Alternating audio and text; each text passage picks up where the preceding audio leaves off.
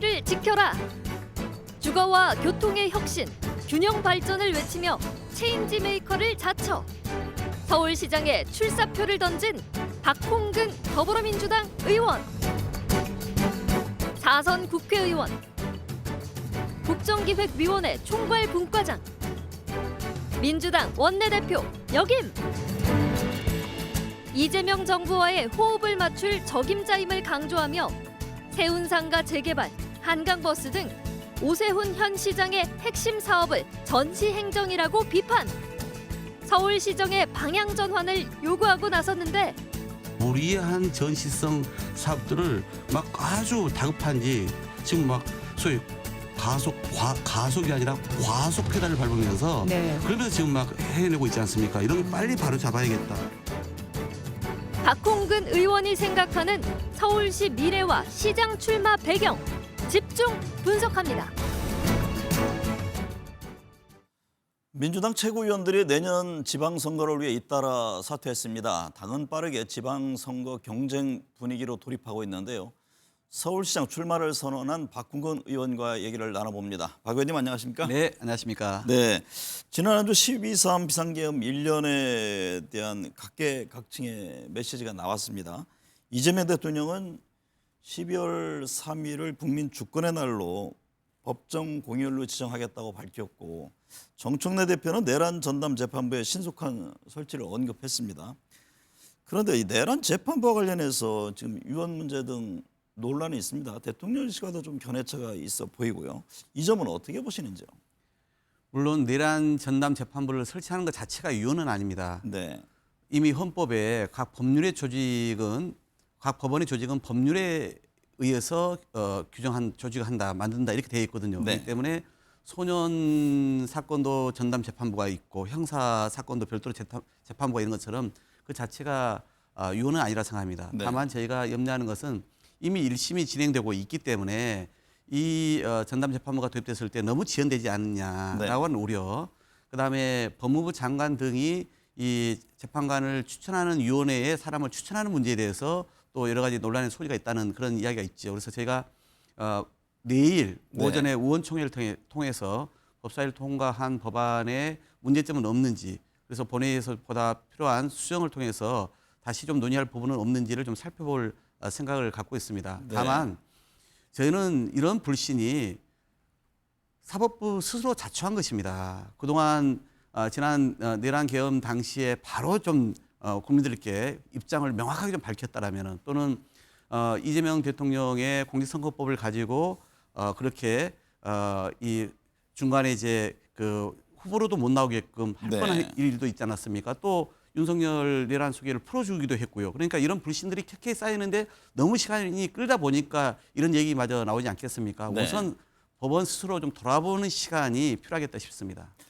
1심은 현재 진행 중이니까 뭐 2심부터 적용한다든가 이런 어떤 운영의 묘를 발휘할 수가 있잖아요. 지금 참여연대를 비롯한 시민사회에서도 그런 이제 의견을 주고 있습니다. 네. 그런 부분을 저희가 내일 의원총회에서 충분히 논의하게 될 것입니다. 네, 윤석열 전 대통령은 변호인을 통해서 옥중 메시지를 냈습니다. 12.3 계엄은 자유헌정 질서를 붕괴시키려는 체제 전복 기도에 맞서 헌법수호 책무에 결연한 이행이라고 강변했는데요. 어떻게 들으셨습니까? 저는 계엄 선포 때도 혹시 술에 취해서 저러나 하는 생각을 가졌는데, 이제 감옥에 있으니까 술을 못 먹어서 이 뭐 알코올 이 금단 현상이 온 건 아닌가 하는 생각을 가질 수밖에 없는 표현이었어요. 네. 그러니까 계엄 때와 마찬가지의 이 상황 인식을 그대로 갖고 있단 말이죠.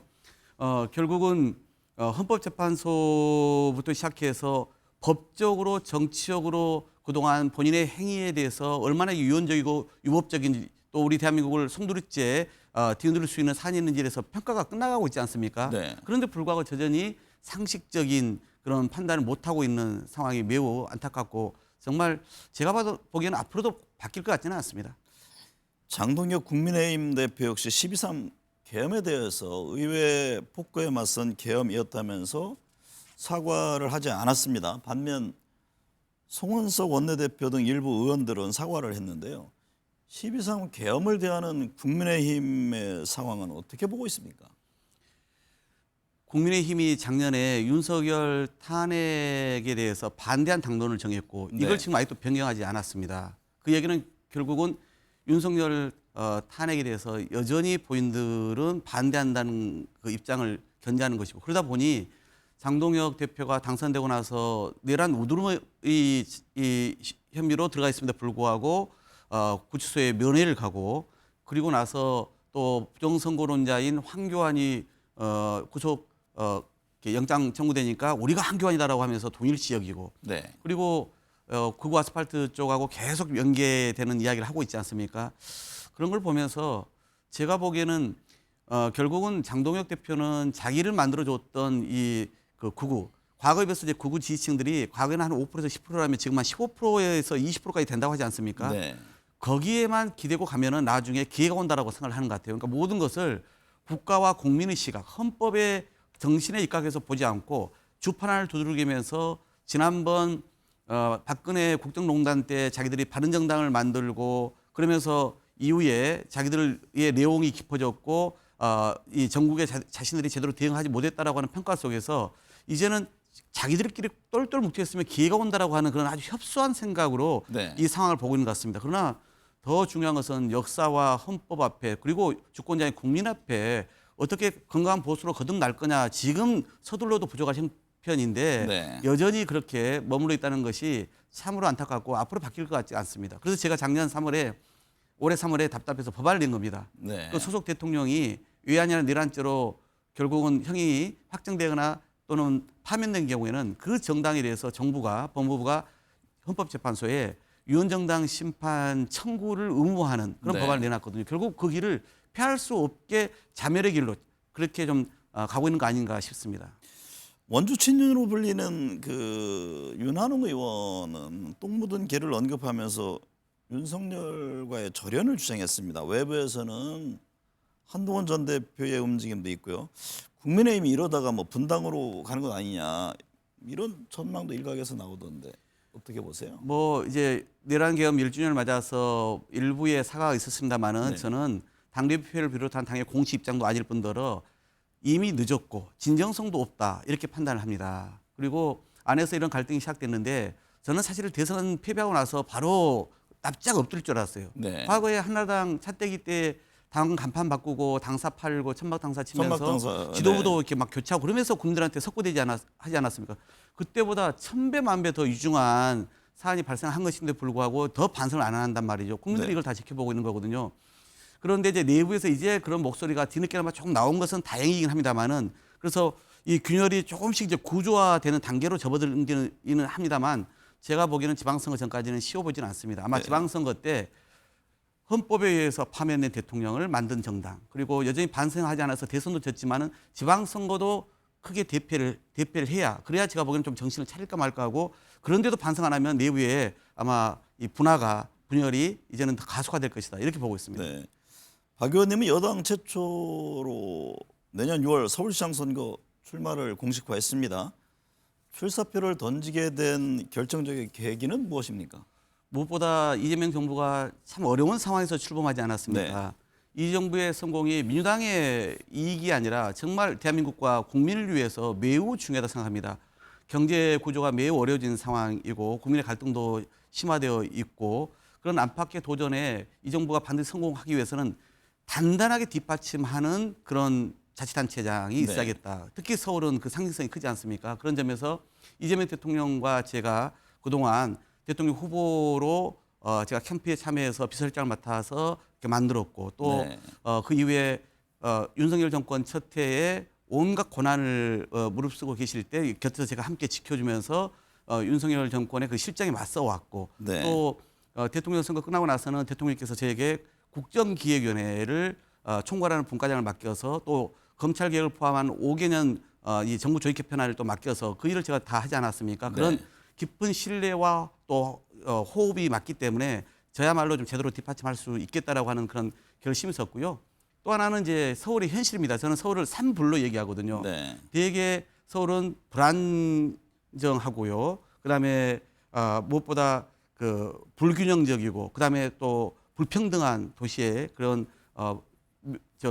진면목을 갖고 있습니다. 이런 부분을 어떤 식으로 빨리 개선해야 된다. 즉 시민의 삶을 개선하는 데 시정이 집중돼야 되는데 시장을 위한 어떤 행정 네. 그리고 시민 없는 행정 이런 것은 빨리 끝내야겠다는 생각이 커졌습니다. 그래서 정말 시민들의 그런 삶을 실질적으로 개선하는데 제가 그동안 쌓아왔던 여러 가지 경륜과 또 실력 이런 것들이 제대로 좀 쓰임을 받겠다 판단해서 결심을 한 것입니다. 준비를 많이 하신 것 같습니다. 작년 8월부터 고민을 해왔습니다. 네. 대통령과도 한 두세 번에 걸쳐서 제 이런 고민이 있다는 것을 좀 말씀드린 바가 있었고요. 네. 대통령 뭐라고 하셨습니까? 그런 얘기를 여기서 하면은 결례가 되는 거고요. 네. 알겠습니다. 지금 서울시장 민주당 후보로 거론되는 분들만 10여 명입니다. 한편에서는 뭐 강훈식 비서실장, 김민석 총리 차출에서부터 외부 인사 영입론 등 뭐 이런저런 얘기가 있는데 그 점은 어떻게 보고 계세요? 뭐 후보가 많다는 것은 그만큼 당내에 인적 자원이 풍부하다는 뜻이기 때문에 저는 네. 뭐 좋은 일이라 생각합니다. 제가 오히려 주변에 우리 의원들께는 많이 이번에 나오자.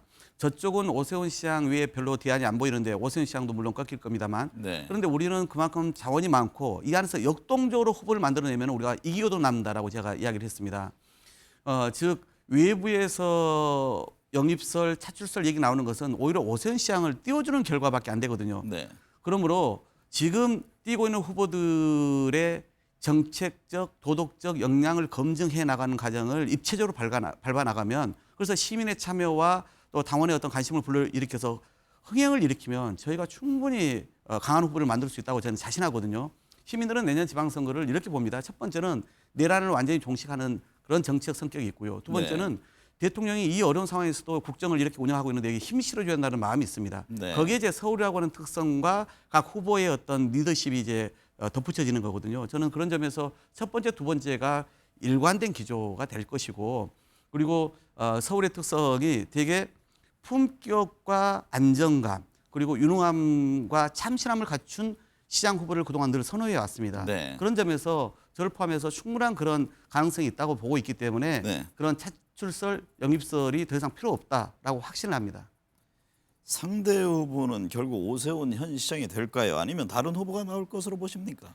저는 일찌감치 오세훈 시장은 본선에 나올 수 없을 수 있다. 이렇게 얘기를 해왔습니다. 그것은 우선은 첫 번째 사회적 리스크가 간단치 않습니다. 명태균 게이트를 통해서 이제 기소가 됐기 때문에 재판을 받아야 되지 않습니까? 네. 시민들 입장에서 과거에 친환경 무상급식 가지고 아이들 밥그릇 빼앗아서 중간에 사퇴한 시장인데 또다시 자신의 문제를 가지고 재판을 받고 또 그만둬야 될 상황도 올 수 있는데 할 일 많은 서울시에서 그걸 용인하겠습니까? 그것뿐만 아니라 한강버스와 관련해서도 여러 사업 결정 과정뿐만 아니라 선박 건조 과정에 대해서도 경찰이 수사를 하고 있는 것으로 제가 알고 있습니다.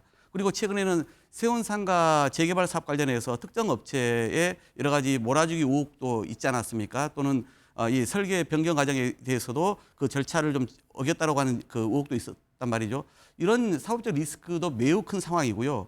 거기에다가 이제 벌써 4번 하지 않았습니까? 5번 도전에 대한 피로감도 크고 그리고 그동안 뭐 여러 한강버스 등 포함한 실정, 그다음에 성과가 없다는 것에 대한 그런 시민들의 그 평가가 있기 때문에 오세훈 시장 쉽지 않다라고 저는 보는 것이고 네. 그러다 보니 요즘 서울 지역 다녀보면은 나경원 의원이 정말 열심히 다니시더라고요. 이분이 또 오선인데도 불구하고 법사위 간사를 뭐 아둥바둥 맡으시려고 그러잖아요. 그래서 그 안에서 막 센 얘기를 합니다. 네. 그건 뭐겠습니까? 자기 지지층들에게 호소하겠다. 그리고 본인이 지금 지방선거 기획단장 맡아가지고 룰을 스스로 또 결정을 하려고 그래요. 그것은 오세훈 시장이 안 될 것이라고 보고 거기에 대비해서 준비를 하고 있는 거 아니냐 이렇게 추측합니다. 서울시가 직면한 과제는 다양합니다. 뭐 이해관계도 복잡하고요. 의원님께서는 가장 중점적으로 풀고자 하는 서울시의 과제는 무엇인지 또 구체적인 해법은 갖고 있는지 궁금합니다. 저는 서울시정을 맡는다면 두 가지 차원에서 접근을 하려고 합니다. 그 첫 번째는 시민의 삶을 어떻게 개선할 거냐입니다. 네. 뉴욕시장 맘다니도 결국은 그 부분에 대한 평가를 받았다는 거 아니겠습니까? 두 번째는 서울의 흔들리는 유상을 어떻게 바로 세울 것이냐의 문제입니다. 네. 그 후자는 저는 서울은 글로벌 경제와 문화의 중심 도시로 만들어야 된다. G2 도시로 만들어야 한다는 그런 제 비전을 갖고 있습니다. 나중에 기회가 되면 그 말씀을 드리겠고 네. 그리고 그 앞부분 시민의 삶과 관련해서는 이렇습니다. 제가 아까 불안정하다 그리고 불균등하다 불균형적이다 그다음 불평등하다 이런 얘기를 하지 않았습니까? 그러면 가령 이런 겁니다. 먼저 이제는 서울에는 고령자라든가 장애인이라든가 이런 분들도 되게 많이 사는 곳이 서울이거든요. 네. 그러면은 어른들에 대한 이 요양의 부담, 그다음에 아이들에 대한 또 이 등하교와 교육에 대한 부담, 그다음에 장애인들도 마찬가지입니다. 이런 이제 분들에 대해서 돌봄 문제를 서울이 가장 선도적으로 구축해야 됩니다. 네. 이재명 정부가 5개년 계획에 일부 반영은 됐습니다만은 아직은 시범적 성격이고 너무 노인 장기 요양에 집중되어 있거든요. 네. 저는 서울시가 가장 선도적으로 모델을 만들어 나갈 그런 자신이 있고 거기에 대한 구상을 지난번에 밝힌 바가 있고요.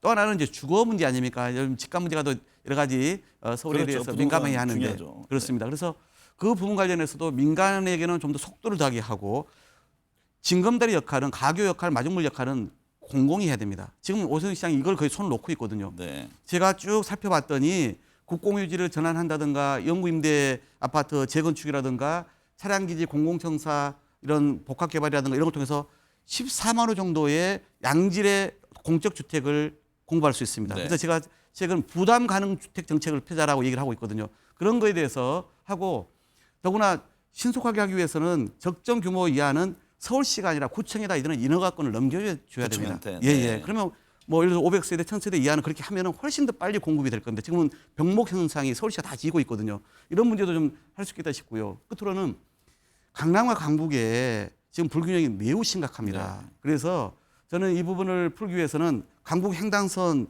오세훈 시장 시절에 또 안 됐는데 예비 타당성 조사 제도를 개선해서라도 제출하는 것뿐만 아니라 마을버스 무료화를 만약 된다면 임기 안에 그걸 실현해 보고 싶습니다. 네. 그래서 교통약자 이런 거에 대해서 좀 배려하고 그리고 지금 현재 재정 격차가 너무 심하거든요. 네. 그래서 재산세 공동과세가 현재 5대 5로 되어 있는데 7대 3으로 재조정해서 그래서 균형 발전의 재원으로 쓰고 싶습니다. 네. 당 상황 좀 여쭤볼게요. 당정 관계에 대한 우려의 목소리가 나옵니다. 대통령 관련 재판 중지법 등을 놓고 당과 뭐 대통령실 엇박자를 보기도 했는데 당정 관계 어떻게 보고 계세요? 당은 현재 상황에서는 내란 종식이라고 하는 것은 그건 역사적 소임이기 때문에 당연히 집중해야 되고요. 네. 또 한편에서는 여러 가지 개혁에 대해서도 저는 당은 주도적으로 해야 한다 생각합니다. 그리고 대통령을 비롯한 대통령실과 정부는 외교 안보라든가 또는 민생 경제를 집중적으로 살필 수밖에 없잖아요. 이렇게 역할 분담이 기본적으로 되어 있어야 되고 네. 또 이미 되어 있다고 저는 봅니다. 다만 주요 현안에 대해서는 사전에 보다 긴밀하고 그리고 심층적인 협의가 필요하거든요. 과거에 대통령에 대한 재판 중지법 가지고도 그랬고 지금의 내란 전담 재판부 네. 가지고도 약간의 이견이 있는 것처럼 비춰져서 네. 좀 걱정입니다. 그래서 저는 오늘도 아마 있을 텐데 늘 일요일마다 고위 당정대 회의를 하지 네. 않습니까? 그런 데서 주요 현안에서 가급적이면 보다 깊이 있게 충분한 토론을 통해서 그런 방향을 정하고 그걸 가지고 일사불란하게 좀 움직이는 게 필요해요. 논의를 하잖아요. 논의를 하고 만나고 전화 통화도 할 텐데 왜 결국에 나오는 목소리들이 좀 견해차가 있는 것처럼 비춰질까요? 뭐 민주주의에서야 견해차라고 하는 것은 당연히 있을 수밖에 없는 네. 것인데 다만 이제 여당으로서는 그게 너무 반복적이거나 또 중대한 사안에 대해서는 그래서는 안 되는 거 아니겠습니까? 네. 방금 제가 예를 들었던 것들은 매우 중요한 사안이기 때문에 이 사전의 실무적인 협의, 그 다음에 거기서 협의된 것들에 대해서 당내에도 좀 충분한 공유가 필요한 것 같습니다. 네. 그래서 당정대 회의를 마치고 나면은 지도부뿐만 아니라 의원들에게도 또는 각 상임위원, 특히 유관된 법사위 등에도 충분히 이러이러한 논의가 있었다는 것을 잘 전달해 줄 필요가 있겠다라고 네. 생각을 갖습니다. 최고위원 보궐선거를 놓고도 벌써부터 친 이재명계 또 친 정청래계 사이에 전면전이 될 것이다 이런 전망을 하던데요. 이게 맞는 표현입니까?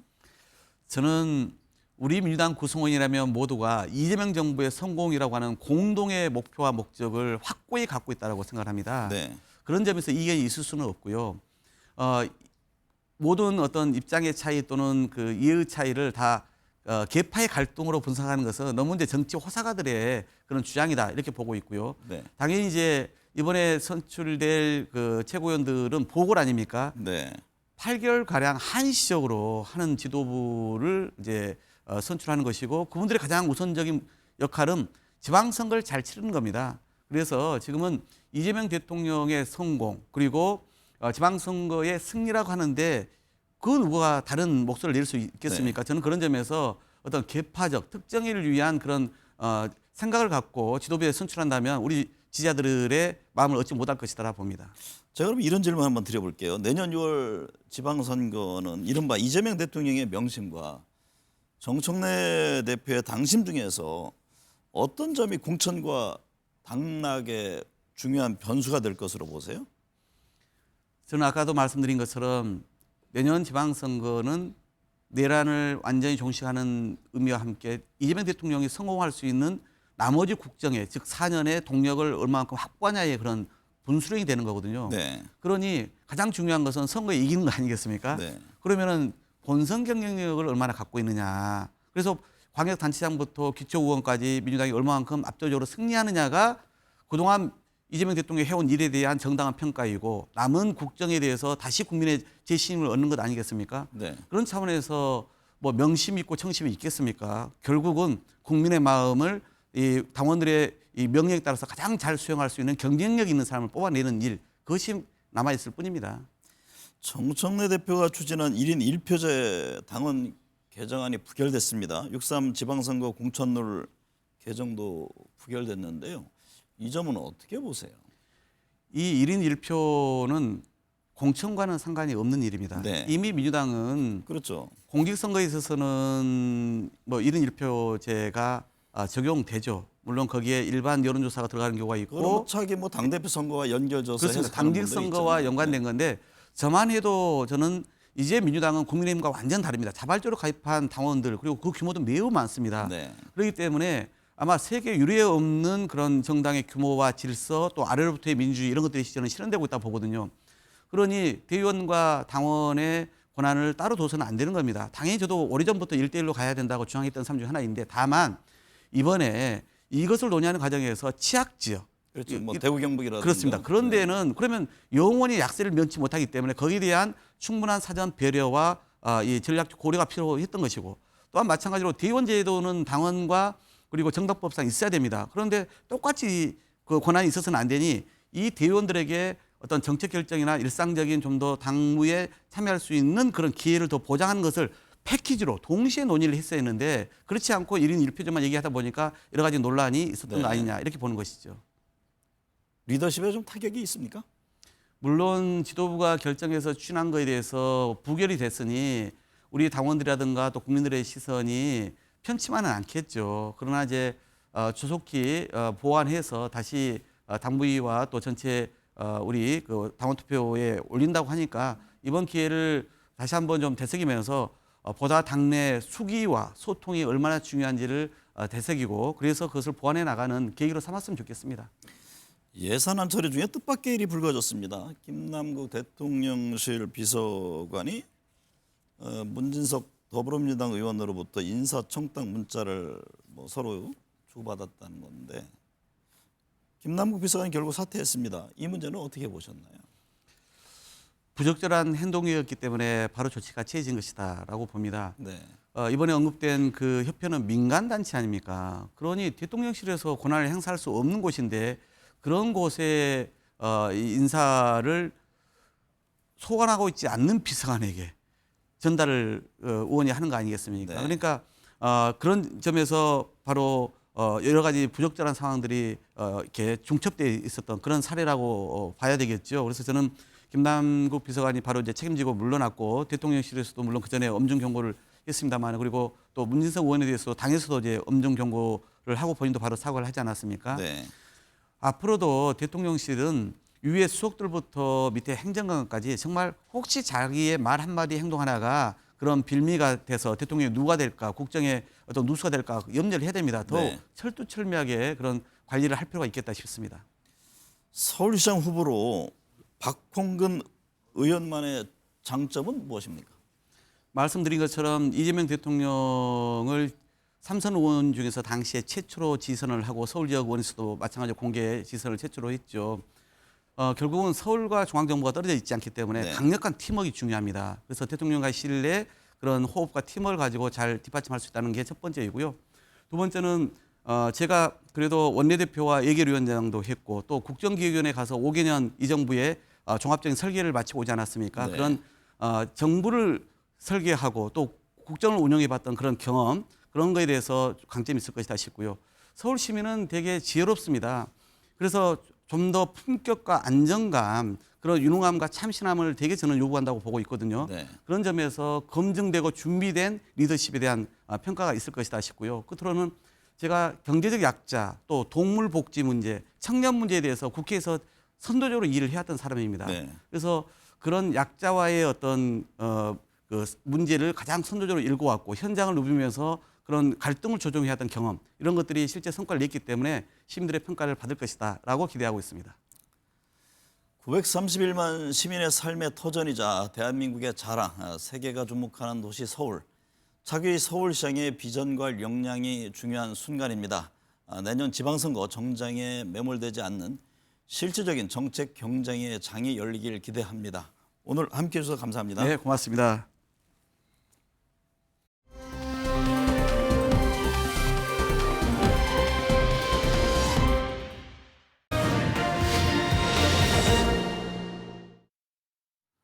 네, 정치권 현안 짚어봅니다. 민병덕 더불어민주당 의원, 김성태 전 국민의힘 원내대표, 김미연 RN서치 소장, 홍영식 한길리서치 소장 나오셨습니다. 네 분 어서 오십시오. 민병덕 의원님, 이재명 대통령이 비상계엄 1주년인 지난 3일 대국민 특별 성명을 발표했습니다. 12월 3일을 국민 주권의 날로 지정하면서 대한민국 국민이 노벨 평화상을 받아야 한다고 강조했습니다. 어떤 의미로 보셨어요? 24년 12월 3일 그 역사적 순간을 대한민국 국민의 자부심으로 만들고 싶은 거 아니겠습니까? 네. 한국의 민주주의를 지켰던 사람들은 대한민국 국민이고 그 용기가 세계적으로 칭찬받을 일이다라는 얘기를 하는 거고요. 근데 여기에 대해서 이걸 정쟁적인 요소로 받아들이는 분들이 있더라고요. 네.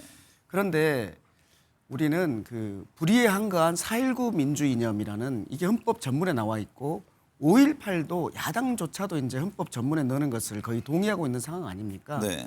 그러면 12월 3일은 내란을 국민의 힘으로 극복한 그런 날이거든요. 그렇기 때문에 그렇게 주권의 날로 충분히 지정할 수 있다고 보고요. 노벨 평화상 같은 경우는 좀 전에 트럼프 대통령도 뭐 평화상을 받고 있었는데 우리 입장에서야 트럼프에게 어떤 역할을 맡기고 싶기 때문에 뭐 피스메이커 이런 얘기를 하고 있지만 네. 실제로 우리 따져보면 3.1 운동이 중국의 5.4 운동과 인도의 독립운동, 그다음에 윌슨의 민족 자결주의에 영향을 미쳤다라는 역사적 평가가 있는 것처럼 네. 우리 12월 3일 내란을 국민의 힘으로 극복한 이거 같은 경우도 지금 세계에서 부패한 권력이 저항하는 제치대의 운동들이 막 일어나고 있지 않습니까? 네. 이런 측면에서 보면은 민주주의의 영감을 세계에 전파한 것이기 때문에 세계의 민주주의를 지킨 그런 평화상은 충분히 입론이 가능하다라고 보입니다. 김성태 전 대표님, 이재명 대통령 외신 기자회견에서 지난 1년을 회고했는데요. 외교안보 중요 현안에 대한 입장도 밝혔습니다. 이 자리에서 민간 우라늄 농축과 사용 후 핵 연료 재처리 권한 확대를 놓고 도널드 트럼프 미국 대통령과 협의하는 과정에서 수익 배분 5대5 동업을 제안받았다는 사실도 공개했습니다. 어떻게 보셨는지요? 그러니까 상당히 이제 그동안 간세 협상을 위한 한미 정상회담이 몇 차례 있었고 지난번 APEC 경주 회담을 마치면서 한미 간의 가장 큰 성과 중에 하나는 우리 정부 입장에서는 아무래도 핵 추진 잠수함이고 네. 핵 추진 잠수함을 우리가 갖기 위해서는 이제 한국이 우라늄 농축과 또 사용 후 핵 연료 이 재처리를 할 수 있는 그런 쉽게 말하면 조건을 미국이 수락을 해줘야 되는 거죠. 네. 그런 측면에서 정부 안팎에서는 만일 한국이 우라늄 농축과 사용 후 핵 연료 재처리를 하면은 이걸 상업적으로 할 경우에는 한국 정부, 그 한국 기업이 상당한 그 이익이 발생할 수 있다. 이렇게 트럼프 대통령은 보고 있어요. 그렇기 때문에 이참에 한국이 뭐 잠수함 건조 기술뿐만 아니라 뭐 지금 현재 미국의 조선업을 다시 부흥하기 위해서 메가 조선을 갖다 한국 파트너를 하고 있지 않습니까? 네. 한미 간세 협상에 있어서도 만일 한국의 그런 우수한 이런 배 건조 기술, 이런 역량, 능력이 미국으로부터 인정받지 못했다면 이번에 관세 협상은 더 어려웠을 거예요. 네. 그런 측면에서 이제 한국이 이렇게 핵 추진 원자력 잠수함을 갖게 되면은 한국이 우라늄 농축 사용이 핵 연료 이 재처리 이 부분에 대한 이제 원자력 추진 잠수함도 수출을 하게 될 건데 거기에 따라서 우란 농축하고 사용 핵 연료 이 재처리 기술까지도 수반될 수밖에 없거든요. 네.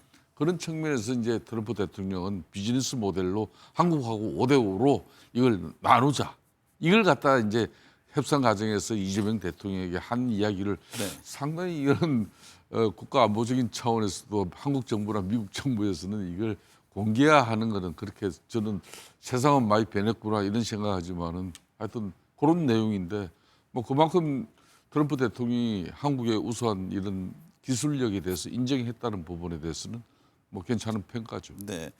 홍영식 소장님, 이재명 대통령이 충남 도민을 만난 타운홀 미팅 자리에서 수도권 집값에 대한 고민을 털어놨습니다. 대책을 짜내고 있는데도 쉽게 해결이 안 된다고 밝혔는데 그러면서 이 대통령은 지역 균형 발전을 강조했습니다. 충남 도민과의 타운홀 미팅 어떻게 보셨습니까? 일단 충청 지역에서의 그 수도권 부동산 문제에 대한 그 의견을 보면은 대통령으로서의 많은 고충이 있다는 부분, 해결책이 쉽지 않다는 부분을 토로를 했는데 그 해결책으로서 지역 균형 개발을 제시를 하고 있습니다. 현 정부에서는 그것을 5급 그러니까 3특 이 시대를 제시를 해서 5개의 어떤 그 초강력권 그리고 3개의 특별자치도를 중심으로 해서 지역 균형 개발을 하겠다 이렇게 하고 있습니다. 이 지역 균형 개발에 대한 대통령의 인식은 10월 24일인가요? 대구에서 의견을 밝힌 걸 보면 더 명확합니다. 그때 네. 어떻게 밝혔냐면은 정부가 가장 중요한 과제로 인식한다. 지역 배려 차원이 아니고 지속 성장, 생존 위한 마지막 이 탈출구로 생각한다라고 이렇게 정의를 한 부분입니다. 네. 그런데 이 문제가 사회적으로 큰 문제가 될 수밖에 없는 게 우리나라 국민들은 우리나라 지금 이 가계 자산들이 보면은 부동산 주택 부동산에 차지하는 비율이 70%가 넘어요. 네. 아마 세계 70%가 넘는 나라는 우리나라가 아마 중국 정도일 겁니다. 굉장히 후진적입니다. 그런데 이런 상황에서 수도권 설림 현상으로 수도권의 부동산이 오르게 될 경우 이후 심리적 요인까지 더 가속이 될 경우는 지역 균형 개발이 제대로 되지 않고 이렇게 잘못 진행되면은 어떤 그 부동산의 어떤 그 부의 편차가 더 극심하게 이루어지는 이것은 네. 이후에 지방 쪽에 계신 분들의 노후 대책 문제도 심각한 문제가 된다는 거죠. 그래서 현 정부는 이 부동산 문제를 해결하는 차원에 두고 아까 이야기하는 지역 균형 개발과 더불어 현재 시중에 나와 있는 이 자금을 비생산적이고 투기적인 부동산보다는 주식 생산적인 부분으로 흘러가게 하겠다. 그래서 주가 5,000포인트 이런 그 비전을 제시를 하고 있습니다. 네. 그런 일환에서 이번에 충청 부분에 대한 의견이 나온 것 같습니다. 네. 민 의원님, 대통령실 강원식 비서실장, 김용범 정책실장, 위성락 국가안보실장, 이른바 3실장이 네. 방금 전에 기자 간담회를 갖고 6개월간의 국정운영 성과를 밝혔습니다. 말이 아닌 뭐 숫자로 증명했다 이런 점 등을 강조했는데 어떻게 보셨나요? 네, 무너진 일상을 회복했다라고 자신감 있게 얘기를 했고요. 그리고 성장과 도약을 위한 출발점에는 섰다라고 하는 부분은 겸손하게 저는 얘기했다고 봅니다. 기본적으로 우리 코스피 4천에 대해서 이렇게 빨리 코스피 4천을 올 거라고 생각하지 못했거든요. 네. 그런데 국민들이 보기에 신뢰에 대한 자산이 쌓인 것이라고 봅니다. 그런데 아직 5천을 가지 못하는 이유는 이게 구조만 바꾼다고 해서 되는 게 아니라 이제 거기에 속해 있는 하나하나의 기업들이 실물 경제가 살아나야 되는 거 아니겠습니까? 네. 그것을 위한 출발점일 뿐이다. 우리가 굉장히 불안했던 관세협상을 100점짜리라고 볼 수는 없지만 네. 트럼프의 압박에 비춰봤을 때 그래도 이 정도면 선방한 거 아니냐라고 대통령실 기자들이 가장 잘한 일이라고 평가했다는 거 아닙니까? 네.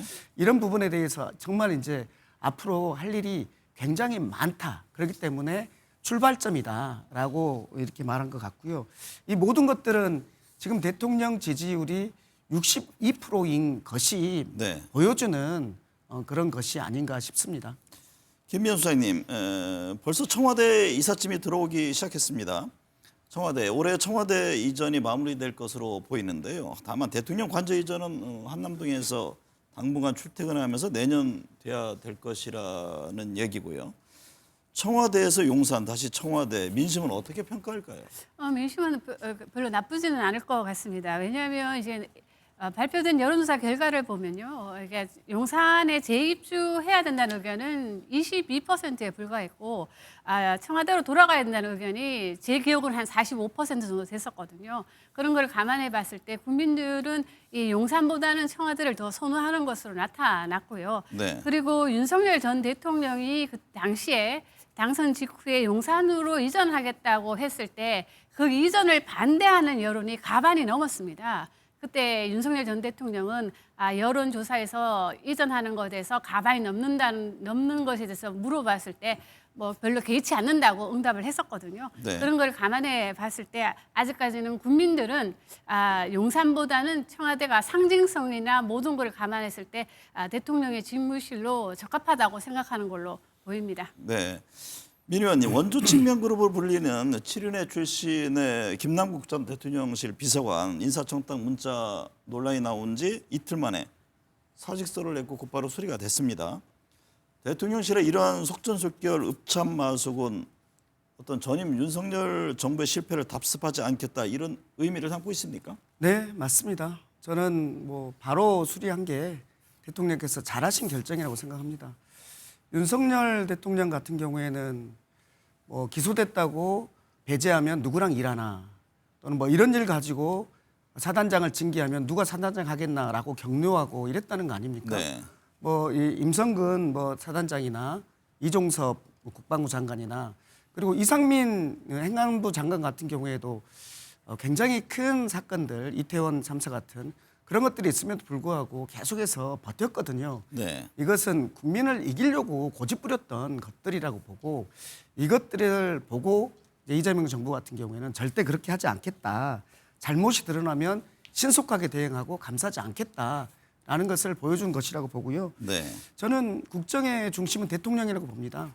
참모들이 장애가 된다면 바로 사퇴하는 게 맞고 대통령께서도 국민의 여론을 중시하다 보니까 그렇게 하는 것은 당연하다고 생각합니다. 김성태 전 대표님, 문진석 민주당 의원과 김남국 전 대통령실 비서관 사이 문자 이게 언급됐던 김현지 대통령실 일 부속실장이 언론을 통해서 직접 해명했습니다. 자신은 유탄을 맞은 것이고 김남국 전 비서관과 실제 누나 동생 하는 사이가 아니다라는 취지인데요. 어떻게 들으셨습니까? 뭐 굳이 그런 내용까지 해명할 필요가 있었겠나 이렇게 생각하고 있습니다. 네. 좀 전에 제가 이 방송을 들어오기 전에 대통령실에서는 이제 강훈식 비서실장이나 김현지 부속실장 그리고 김남국 비서관 뭐 이런 사람을 통해 가지고 감찰을 했는데 쉽게 말하면 문진석 그러니까 민주당 수석 부대표로부터 인사청탁한 내용이 인사 내용이 전달된 게 없었다 이렇게 감찰 결과가 나왔어요. 네. 뭐 그렇게 해서 그 이전에 이제 김남국 비서관을 갖다가 이제 뭐 경질을 해버린 건데 그만큼 이제 김현지 부속실장에 대한 뭐 이재명 대통령의 그런 신임은 각별한 것 같아요. 그러니까 이번 뭐 김현지 부속실장도 자신은 이번에 유탄을 맞았다. 그렇기 때문에 그 유탄 맞은 내용 가지고 사실상 김남국 비서관을 경질까지 할 필요는 있겠나 이렇게 뭐 볼 수도 있는데 김남국 비서관을 그렇게 신속하게 이제 꼬리 자르기 형식으로 경질을 한 부분은 그만큼 이제 김현지 부속실장의 대통령실 내의 영향이 크다는 거죠. 저는 지금 이제 그 집권당 민주당의 문진석 그 수석 부대표 같은 경우는 이재명 대통령의 흔히 말하는 7인의 멤버 중에 한 사람이에요. 네. 이 7인의 멤버 중에 한 사람이 지금 수석 부대표를 하고 있고 이 사람 당연히 집권당 수석 부대표면은 여기저기서 뭐 인사청탁뿐만 아니라 여러 가지 뭐 참 민원이 많이 들어갑니다. 네. 뭐 그런 부분 일정 부분 대통령실을 통해 가지고 그런 민원을 또 해결하는 또 창구가 되기도 하죠. 가교 역할을 하죠. 수 그러면. 네. 근데 문제는 그 문진석 수석 부대표의 그 창구는 대통령실의 정무 라인이에요. 네. 우상호 수석이라든지 그 밑에 김병욱 비서관을 통해서 이런 문제가 전달되는 것은 크게 뭐 무리가 되는 내용은 아니에요. 집권당이기 때문에.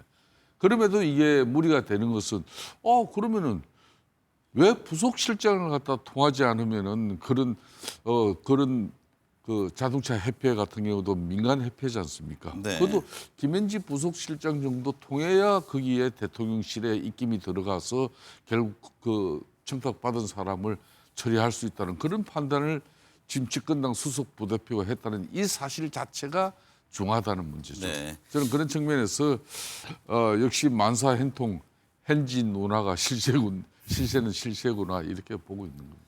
이재명 대통령이 국무회의에서 정성호 법무부 장관을 공개적으로 격려했습니다. 직접 들어보고 얘기를 나눠보겠습니다.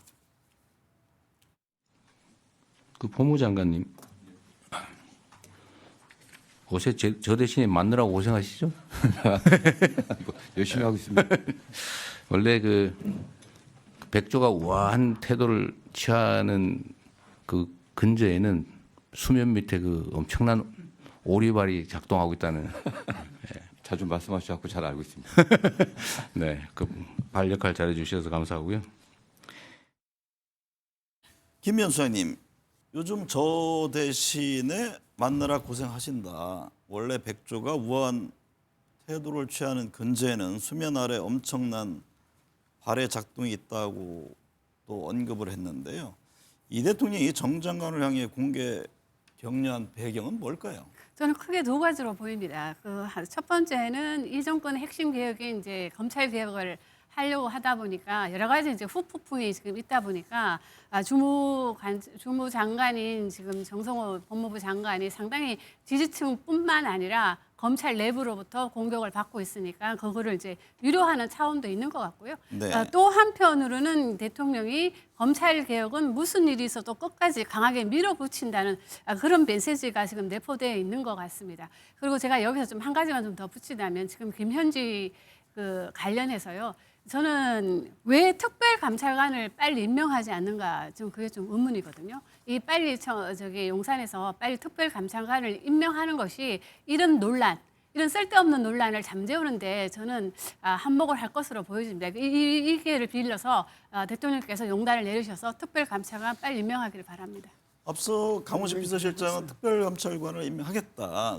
국회에서 빨리 추천해달라 그런 입장을 내놓은 바가 있습니다. 홍영식 소장님, 정청래 더불어민주당 대표가 강력하게 추진한 대의원 권리당원 1인 1표제가 중앙위원회에서 부결됐습니다. 당대표 연임용이라는 비판도 감수하면서 밀어붙인 핵심 사안이었는데 정청래 대표 리더십에도 영향을 줄까요? 제가 볼 때는 당연히 영향을 줄 수밖에 없겠지요. 뭐 우리가 속된 말로 표현해서 정청래 대표가 민주당 대표를 맡은 이후 어떻게 보면은 정청래 대표가 하고 싶은 것 다 했었죠. 다 그 저지당한 적이 없고 본인들이 원하는 대로 다 했었는데 이번만은 달랐던 겁니다. 근데 이번에는 이것이 명분은 당내 민주화, 당내 개혁 뭐 이런 표현을 정당 개혁을 표현을 썼을지 몰라도 들여다보면은 이것은 당내 주도권 싸움, 헤게모니 싸움과 관련된 부분입니다. 네. 당내 지도부를 어떻게 선출하고 공천을 어떻게 할 것인가의 문제와 관련된 내용이었기 때문에 이 부분은 다른 개혁 강화하고는 다르다. 그래서 이 부분이 부결이 됐다는 것은 어떻게 보면은 정청래 대표가 된 이후 본인이 추진했는 것 중에서 처음으로 브레이크가 걸린 거고 그 내용 또한 당내의 주도권과 관련된 내용이기에 앞으로 당내 리더십에는 큰 영향을 받을 것이다 이렇게 보여집니다. 김미연 수장님, 지방선거 출마로 자리가 빈 최고위원 자리를 놓고 정청래 대표 측 인사와 정 대표와 각을 세운 인사들 간의 대결 구도 가능성이 제기됩니다. 뭐 정권 6개월밖에 안 된 상황에서 명청 대결 구도라는 이런 표현 이게 맞는 겁니까? 저는 이거는 그냥 호사가들의 이야기가 아닌가 싶은데요. 네. 명청 대결이라면 우리 시청자분들께서는 잘 모르실 수도 있는데 지금 일각에서는 이재명 대통령 대 정청래 당대표 간의 뭐 대결 구도가 형성되는 것이 아닌가 이런 얘기인데요. 저는 그렇게 보이지 않고요. 그리고 지금 이 공석이 된 최고위원 자리 같은 경우에도 지금 자녀 임기를 채우는 거기 때문에 네, 한 8개월 정도 남은 겁니다. 네. 그렇기 때문에 저는 뭐 그다지 원내 인사보다는 원외 인사 중심으로 이루어지지 않을까 보여지고요. 그런데 지금 이 보궐선거 같은 경우는 뭐 권리당원 50% 그리고 뭐 중앙위원 50% 해서 뭐 투표를 한다고 하는데요. 그럴 경우에는 결과는 저는 뭐 뻔하다고 보여집니다. 그렇기 때문에 저는 지금 이 명청 대결 구도라고 얘기하는 거는 그냥 호사가들의 이야기가 아닌가 싶습니다. 민 의원님, 체면을 구긴 건 야당 대표도 마찬가지입니다. 국민의힘 공개 회의에서 원조 친윤인 윤한홍 의원이 장동영 대표 면전에서 똥 묻은 개를 언급했습니다. 그러면서 민주당과 이재명 정부는 국민의힘이 윤 대통령과 절연하는 걸 제일 싫어할 거다 이런 얘기를 했는데 맞습니까? 윤한홍 의원이 본인의 당대표를 두고 똥 묻은 개다. 우리가 똥 묻은 개다. 근데 겨 묻은 개를 두고 뭐라고 하면은 국민이 신뢰하겠냐. 이 부분과 관련해서 굉장히 센 표현을 쓰신 거라고 봅니다. 네. 그거는 이 국민의힘 당 내부에 굉장히 큰 분란이 있구나라는 것을 인식할 수 있었던 그런 증표라고 보고요. 두 번째로 민주당이 절연하는 것을 가장 싫어할 것이다라는 부분은 저는 실은 기본적으로 우리 당은 상대 당이 윤석열과 절연하든 안 하든 그 다 내부의 일입니다. 그런데 중요한 것은 야당은 여당을 정권을 견제하고 그리고 여당은 정권을 책임지고 안정되게 이끌어가는 것이 국민을 위한 일 아닙니까? 그런 측면에서 봤을 때 수레에 양 바퀴가 있는 것인데 네. 한 바퀴가 이렇게 휘청거리면 어떻게 수레 양 바퀴 위에 대한민국 국민이라는 이 무거운 짐을 어떻게 싣고 가겠습니까? 그런 지점에서 야당이 똑바로 서기를 바라는 것인데 그런데 내란 세력을 절연하지 못하고 이렇게 하고 있는 것들은 국민을 위해서 옳지 않다라고 생각하는 것일 뿐입니다. 김성태 전 대표님, 이렇게 친윤 의원까지 우려를 표하면서 소장파의 쇄신 움직임에 관심이 쏠립니다. 장동혁 대표를 간판으로 내년 지방선거를 치를 수 있겠느냐 이런 말까지 나왔다고 하던데요. 그럼에도 지금 장 대표는 꿈쩍하지 않는 모습입니다. 국민의힘 미래는 어떻게 되는 겁니까? 제가 뭐 이 방송에서도 누누이 이야기했지만은 좀 네. 전에 민 의원님 말씀 일부분 상당히 수용할 수밖에 없어요. 그러니까 이제 대한민국 정치 세력이 보수 진보 진영이 건강하게 양날개짓을 해야만이 대한민국은 건강하게 또 발전할 수 있는 건데 한 진영이 지금 그 속도로 참 국민적 신뢰를 회복하지 못하고 더군다나 야당의 지위지 않습니까? 네. 야당의 지위 같은 경우는 국민적 신뢰가 가장 큰 사실상 그 무기고 힘이 될 수밖에 없어요. 더군다나 지금 절대 입법 권력이 민주당 중심으로 형성돼 있는데 야당으로서는 국민 신뢰를 회복하는 게 모든 정치 활동의 중심이 돼야 되는 것인데 이제 내년 6월 3일 지방선거 불과 6개월밖에 남지 않았습니다. 네. 작년 총선 이미 망치고 또 지난 6.3 조기 대선에서 행정부의 수반마저도 대통령 권력도 지금 현재 민주당에 가 있고 여기서 내년 6.3 선거 지방선거마저 져버리면은 국민의힘은 쉽게 말하면 수권 정당으로서 대선 기반이 하나도 없어지는 그런 참 위험한 상황이 될 수밖에 없어요. 네. 그런 측면에서 이제 윤한홍 의원 같은 경우는 누가 봐도 뭐 흔히 말하는 윤핵관 4인방 중에 한 사람이지 않습니까? 그럼에도 불구하고 윤석열 전 대통령과 전련을 통해서 당이 자정하고 변화 쇄신 노력을 하지 않으면은 내년 6.3 지방선거에서 국민의 신뢰를 등에 업고 좋은 성적표를 거두기는 어렵다는 그런 위기 의식 속에서 저는 이야기를 갖다 내뱉은 거거든요. 네. 그것도 이제 장동혁 당대표가 주관하고 있는 지금 현재 특히 우리 당 의원들이 국회 상임위 위원장을 하고 계신 분들 모아놓고 앞으로 이제 우리 당이 어떻게 나가야 될 건지 상당히 그런 중요한 자리에서 조언을 듣는 자리인데 저는 이야기가 나왔다는 것은 그만큼 지금 당 상황이 녹록치 않다는 그런 네. 분위기를 저렇게 나온 거죠. 민 의원님, 이 와중에 윤석열 전 대통령이 계엄 1년 입장을 냈습니다. 계엄은 민주당 때문이었다. 국민 짓밟는 이 정권의 레드카드를 꺼내라. 어떻게 들으셨어요? 논평할 가치도 없는 코미디 같은 말이라고 생각을 합니다. 묻고 싶습니다. 지금 윤석열 대통령, 전 대통령이 했던 계엄이 성공했다면 지금 어떤 상황이었을까요? 그 성공 1년에 지금의 대한민국은 나라꼴은 어떤 것이었을지에 대해서 상상해 보면은 너무나 끔찍하지 않습니까? 네. 그런데 윤석열 대통령 메시지를 보면 마지막 이렇게 돼 있어요. 국민을 짓밟던 정권의 레드카드를 함께 꺼내달라. 하나 되어 전진해달라. 지금은 대한민국의 자유법치 주권 수호를 위해 다시 일어설 때다. 이렇게 선동을 하고 있습니다. 저는 이 말을 들으면서 장동혁 국힘당 대표가 하시는 우리가 황교안이라든지 24년 12월 3일은 분열됐지만 25년 12월 3일은 하나로 되어 나가야 된다라고 하는 이런 것들이랑 괴를 같이 하고 있다라는 느낌입니다. 이것이요. 우리 과거 역사에서 보면 2차 대전을 일으킨 나치 히틀러가 1923년에 미넨 폭동을 일으킵니다. 네. 거기에서 쿠데타 미수로 처벌을 받거든요. 근데 여기에서 5년밖에 안 받습니다. 그리고 실제로 형은 9개월밖에 안 살아요.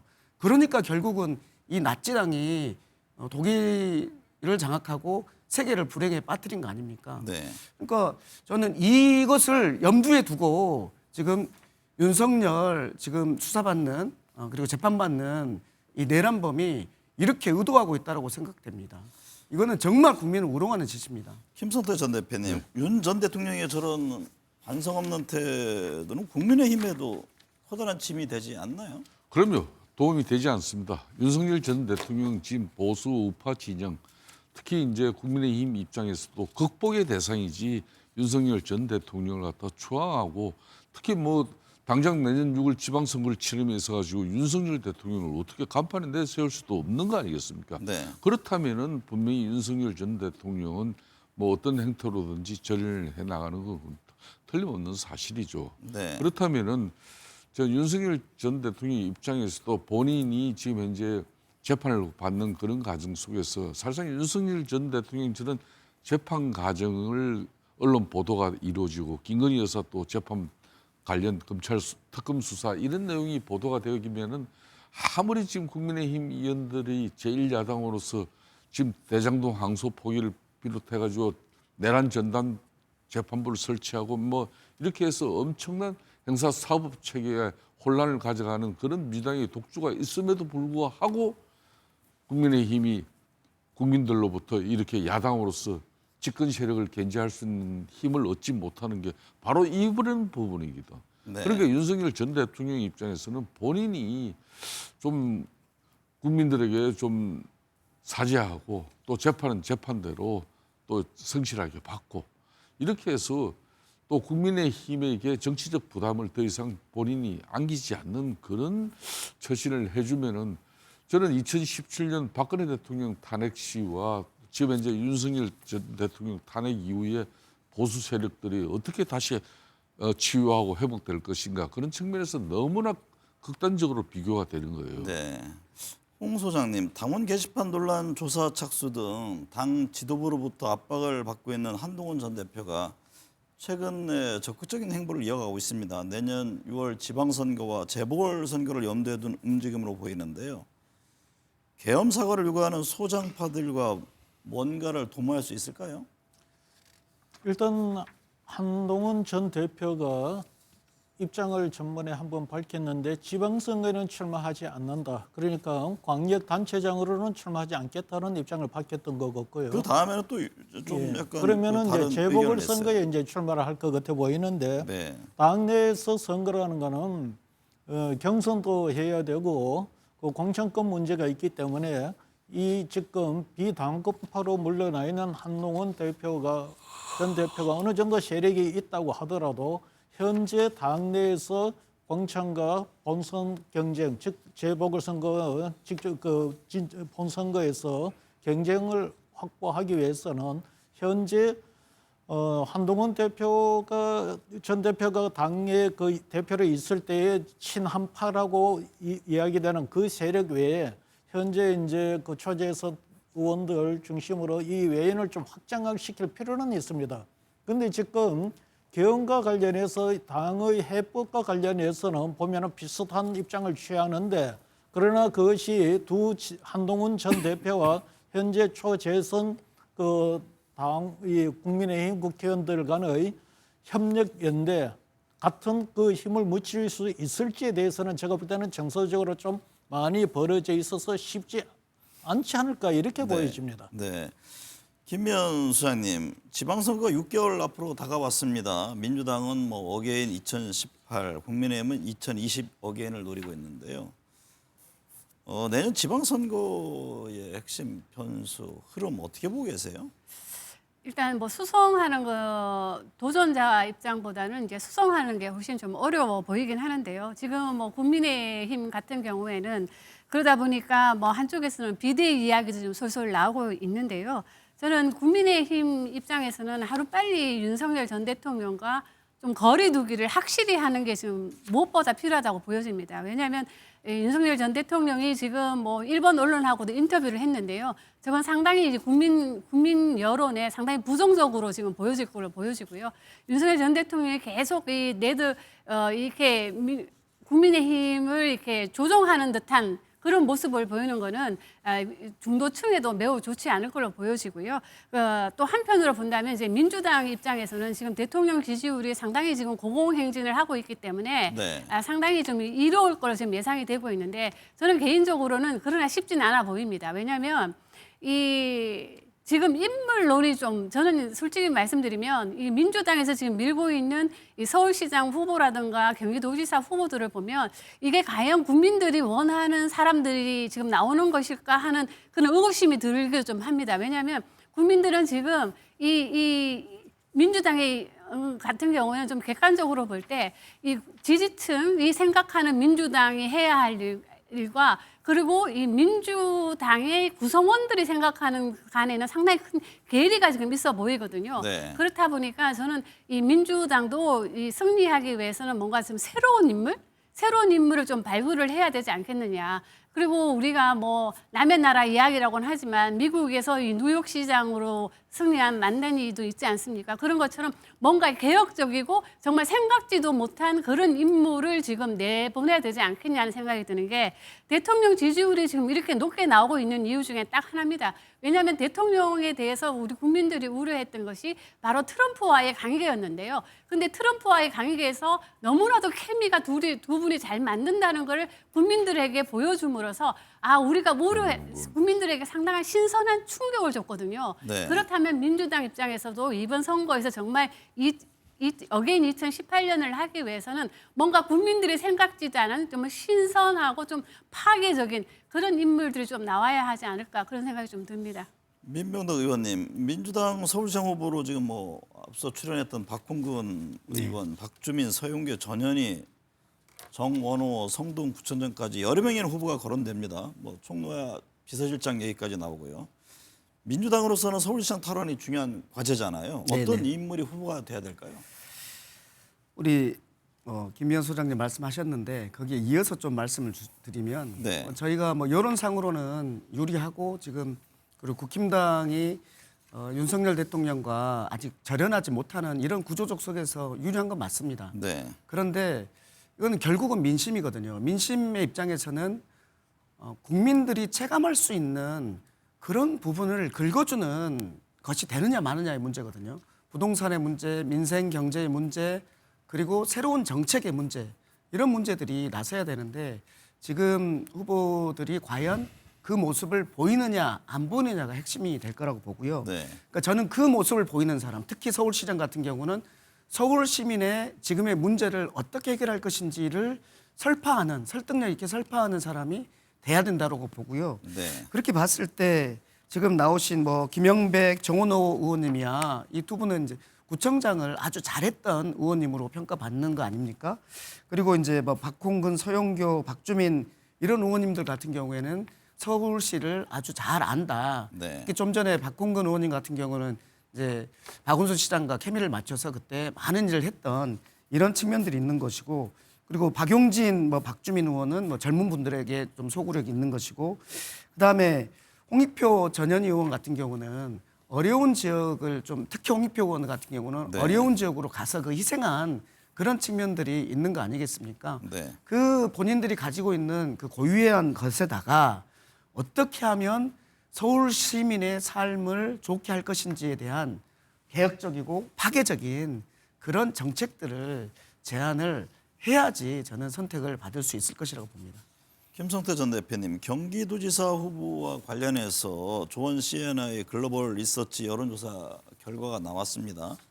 김동연 경기지사가 선두를 지킨 것으로 나타났는데 지금 여권 내에서도 경쟁이 치열합니다. 어떤 변수가 있을까요?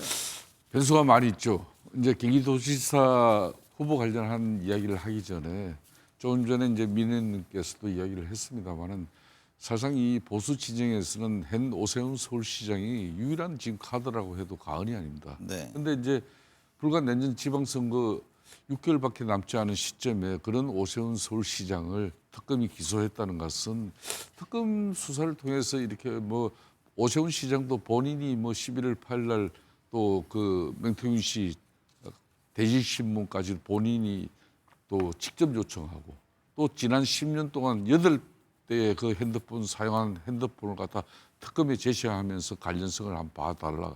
아무런 지금 실질적인 정황이나 또 증거들이 나오지 않았어요. 그럼에도 불구하고 특검은 오세훈 시장을 갖다 기소를 했습니다. 그만큼 이제 특검이 기소를 하고 나면은 당 내적으로 국민의힘 내적으로 서울시장을 이제 경합하고 경선하는 이 경쟁 과정이 크게 만들어지고 많은 네. 논란과 혼란이 생겨요. 그런 부분에 대해서 일정 부분 오세훈 시장은 이 정치 탄압적인 국면을 잘 극복해야 되고 경기도지사 후보 관련해서도 지금 현재 국민의힘 입장에서는 김동연 경기지사가 지금 현재 흔히 말하는 친명 인사로 이렇게 비춰지는 인사도 아닙니다. 네. 나름 뭐 또 행정 또 뭐 경제기획통으로서 그 전문성을 또 가지고 있기 때문에 대단한 뭐 경쟁력을 가진 지사죠. 그렇기 때문에 지금 우리로서는 현역위원으로서는 한석이 절실한 마당이니까 경기도에 뭐 현역위원으로서 안철수 의원이나 김원혜 이런 의원들이 뭐 도전은 할 수 있지만은 네. 최종적인 그런 결정을 가기까지는 저는 어렵다고 봅니다. 네. 그렇기 때문에 그렇다면은 당 지도부가 상당히 전략적 판단을 해야 돼요. 그런 전략적 판단의 후보를 경쟁력을 가지고 이렇게 이제 김동연 지사하고 맞붙는 그런 그림을 만들어야 될 것인데 네. 아마 지금 현재 뭐 지방선거 기획단뿐만 아니라 장동혁 대표 입장에서도 그런 전략적 판단에 대해서 깊은 고민을 하고 있는 것으로 알고 네. 있습니다. 지지율 살펴볼까요? 홍영식 소장님, 이재명 대통령 지지율을 보면 한국갤럽에서 62%를 보였습니다. 취임 6개월 지지율로는 역대 세 번째로 높은 수치라면서요. 네, 그렇습니다. 지금 아마 김영삼 대통령 때가 아마 제일 높았던 거 같고요. 지금 이재명 대통령 지지율이 상당히 높게 나오는데 이제 다른 대통령에 비해서 조금 특이하게 다른 점은 다른 대통령들은 한 6개월 정도 되면 약간 지지율이 이렇게 하향 국면을 걷습니다. 그런데 네. 이재명 대통령은 출발할 때보다도 오히려 약간 1, 2%라도 더 올라가는 지금 추세를 보이는 그런 면이 있습니다. 해서 일단 이재명 대통령의 현재 지지율은 특징이 이 개혁적인 것보다도 지금 국가에서 풀어야 될 아주 중요한 과제, 지정학적인 안보, 경제 이 문제를 어떻게 푸느냐, 그리고 현재 경제 민생 이런 부분에 대해서 어떻게 풀어나가느냐 이런 데 대한 어떤 그 실적 업적과 관련된 평가로서 지지율이 나오기 때문에 이전의 대통령하고는 좀 다른 지지율이 나오고 있습니다. 네. 최근 지난주 여론조사에서도 갤럽조사도 같은 경우는 전주에 비해서 한 2% 정도 올라가요. 올라가는데 그 올라가는 가장 큰 이유가 보면은 뭐 그 이전보다는 한 11%포인트 정도 떨어졌지만은 이 그 안보 경제 이 부분이 이 32%로 그대로 계속 높게 나옵니다. 네. 민생 경제가 4% 나오고 그다음 유능한 어떤 국정 운영 4%. 이것이 다 합하면은 55%예요. 근데 네. 지난주는 이게 한 60%가 됐는데 이번에는 그 계엄과 관련된 해결 문제 이런 부분이 더 가미가 되면서 지지율이 좀 더 올라갔는데 어떻게 네. 보면은 이 지지율은 한편에서는 현재 국민의힘이 이 계엄 문제나 이 이후 야당으로서의 책임성이 있는 모습 또는 이 야당으로서의 어떤 그 대안 제시 이런 부분을 못 하는 데 대한 반사이익도 있지 않나 이래 보여집니다. 네. 민 의원님, 앞서 살펴봤듯이 이재명 대통령 취임 6개월 지지율 역대 세 번째로 높은데요. 어떤 의미가 있다고 보세요? 네, 62% 지지율이 계속 견고하게 유지되고 있는 거 아닙니까? 그거는 뭐 당선 초기에 컨벤션 효과가 아니고 이제는 어느 정도 구조적인 지지 기반이 만들어졌다라고 볼 수 있는 시점이라고 봅니다. 네. 뭐 아까 이제 말씀하신 외교, 경제, 민생, 뭐 유능함 이런 부분들로 그 이제 긍정적인 이유들이 채워진 걸 보면은 이제 뭐 잘했다, 잘할 수 있을 것 같다 이런 신뢰 자산이 쌓인 것이라고 보는 거거든요. 그래서 저희는 대통령이 50% 지지율이 넘으면 개혁을 추진할 수 있는 동력이 확보되는 거 아니겠습니까? 그래서 실질적인 경제적인 개혁들을 추진할 수 있는 동력이 확보됐다고 보는 거고요. 네. 동시에 이 지지율을 계속해서 안정적으로 어떻게 유지하느냐 이것이 성공 여부를 가를 수 있을 것이라고 봅니다. 김미연 수장님, 지역별 지지율을 보면 부산 경남 PK 지역에서 이재명 대통령 지지율이 특히 오르락 내리락 합니다. PK 지역에서 등락폭이 큰 배경은 뭘까요? 아마도 그 PK 지역은 이제 인구 이제 젊은 층보다는 이렇게 노령화되는 속도가 지금 매우 빠른 걸로 지금 나타나고 있고요. 그리고 이제 아다시피 이제 노령화가 된다는 건 좀 보수화를 또 의미하는 부분도 있기 때문에 그런 것이 이제 조사에 좀 약간 포함이 되는 것 같고요. 그리고 이제 PK 지역에서는 지금 나오고 있지만 지지율이 50%대에서 뭐 60%까지 가기로 했다가 지금 다시 떨어져 이번 주 나온 거 보니까 57 정도 나온 걸로 보여집니다. 이 PK지에서 이재명 대통령 지지율이 이렇게 급락하는 거는 이제 해수부하고 상당히 관련이 있는 것 같아요. 해수부가 온다 그러니까 오고 정말로 가시화되기 시작하니까 지지율이 상승했다가 또 그렇지 않다면 좀 떨어지고 있다가 그러나서는 이 지지율은 계속 유지될 것으로 보여집니다. 그리고 지금 네. 대통령 국정 지지율 지금 다 말씀하셨는데요. 그 국정 지지율이 왜 이렇게 높게 나오는가는 이번 주에 발표된 그 한국갤럽 조사에 다 답이 있었습니다. 왜냐하면 한국갤럽이 이재명 정부의 경제정책에 물어보니까 잘하고 있다는 응답이 40%대로 나왔는데요. 그것이 지난번 그러니까 9월 달에 조사한 것보다는 5%포인트 상승한 48로 나왔습니다. 그러니까 네. 국민들의 가반 정도는 이재명 대통령의 경제정책에 대해서 매우 잘하고 있다 생각하는 응답이 높게 나왔는데요. 이게 바로 이제 아마도 이제 코스피 상승이 상승 때문으로 보여지지만 앞으로 잘 될 것이라는 어떤 기대감도 지금 국민 전반에 깔려져 있는 것 같고요. 우리가 이 자리에서 몇 번 얘기를 했는데 왜 서울에서 이렇게 대통령 국정 지지율이 높게 나오느냐. 네. 부동산 문제도 있는데 그럼에도 불구하고 이번 주에 때 나온 조사를 보니까 서울에서 잘하고 있다는 응답이 62%나 나왔어요. 네. 그래서 그걸 보니까 바로 이 경제 정책에 대해서 가장 높은 점수를 주는 지역이 어디냐고 보니까 바로 서울, 물론 강주 전라를 제외하고는 서울 지역에서 대통령 경제 정책에 대해서 잘하고 있다는 응답이 51%로 가반이 넘었었습니다. 그런 거를 가반에 물론 부동산 정책은 매우 낮게 나왔다 하더라도 전반적으로 대통령의 경제 정책에 대해서 우리 국민들의 가반 정도는 지금 매우 긍정적으로 평가하고 있기 때문에 이 모든 것이 대통령 국정 지지율을 끌어올리면서 우리가 보기에는 민주당이 그다지 잘하는 것 같지 않아도 한 40%의 지지율을 유지하고 있는 것은 바로 이런 효과가 아닌가 싶습니다. 김성태 전 대표님, 리얼미터 조사를 보면 이재명 정부의 부동산 대책에 대한 평가가 좀 나뉘는 것 같습니다. 서울에서는 부정평가가 우세했고 경기 인천에서는 긍정평가가 우세했는데 부동산 정책 관련 이 같은 흐름이 내년 지방선거에도 어떤 영향을 줄까요? 이 부동산 그러니까 시장의 이 민심의 척도는 다음 선거에서 바로 나와버립니다. 네. 멀리도 안 갑니다. 문재인 정권이 실패한 가장 큰 요인이 부동산 3법을 통해서 부동산 시장을 안정시키지 못했거든요. 그렇기 때문에 지난 2022년 그러니까 5년 만에 다시 보수 정치 세력이 정권을 찾아올 수 있었던 가장 큰 요인이 문재인 정권의 부동산 정책 실패입니다. 네. 그러니까 이재명 정부 입장에서도 지난 5일날 충남 그때 천안 그 한국기술교육대에서 천안 그러니까 충남 타운홀 미팅을 했지 않습니까? 네. 그때 이제 이재명 대통령께서 하신 이야기가 대책이 없다. 지금 현재 부동산 관련해. 그래서 솔직한 고백이라고 저는 봐요. 네. 그러니까 뭐 부조적 요인인데 있는지에 없는지에 다 짜내고 주변의 모든 정책 역량을 총동원해도 쉽게 해결되지 않는다. 네. 있는 그대로 이제 이재명 대통령이 이야기를 한 거예요. 그럼에도 불구하고 이제 오늘 대통령실의 실장이 이제 이재명 대통령 정부 6개월 집에 이제 올 그 저기 입장 발표하고 기자회견을 했잖아요.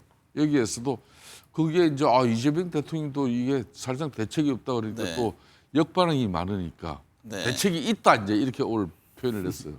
이 부분은 아마 내년 6월 지방선거에서도 아마 가장 이재명 정부에서 뼈아프게 아마 부동산 정책은 아픈 대목이 될 겁니다. 네, 오늘 내부 말씀 감사합니다.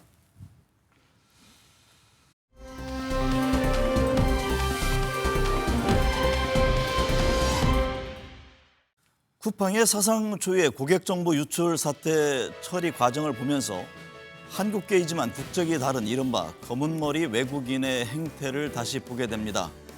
이들은 한국 시장에서 얻은 이익은 가져가면서 문제가 터지면 해외 국적과 외국 법인을 방패 삼아 책임을 회피합니다.